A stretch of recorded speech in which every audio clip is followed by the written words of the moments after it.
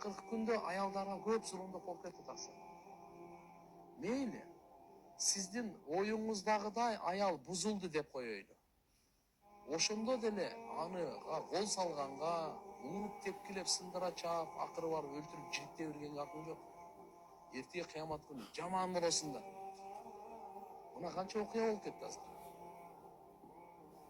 Андай болбойт экен. Ушунчалык жакпайбы? Анда жакта ажыраш болду. Башка аял алып ал. Бирок сен аны бир жерде сындыра чапканга, өлтүрө чапканга акың жок. Совсем акың жок. Кордогонго таптакыр акың жок сен. Ал адам ал. Ал эне. Алын да Алла жараткан. Алланын бендеси ал дагы. Даже жаныбарды кордогонго уруксат жок бизде. Ал айван эмес, инсан да. Мусулман, сенин балдарыңдын апасы. Алла. Бу динсиздикчи каяка нерсеге алып барат бизди.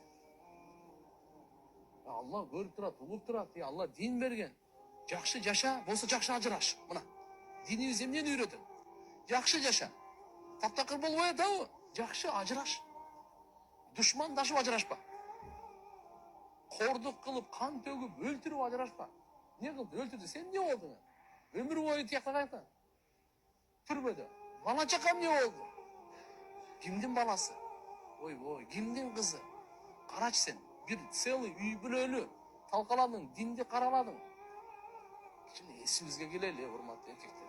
Алла Таала алхамдулилля акыл берген, күч берген, бала чаканы эме кылып берген. Муну эркектер тарбия сизден, жаштакка караган сизден. Бирок баягындай чык бар да. Таптакыр болбогон ошондо кээде айтышы мүмкүн эркектерчи. Мен сөзүмдү укпайт, мындай кылат, тигиндей кылат, мындай кылат. Хорошо, сиз менен макул болоюн. Мен ошондо өлтүрүп салыш керекпенби? Ошондо бир талкалап сындырып салыш керекпи? Акың жок, акың жок. Алланын алдында өтө чоң күнөөкөрсүң. Дозокко барасың. Ошондо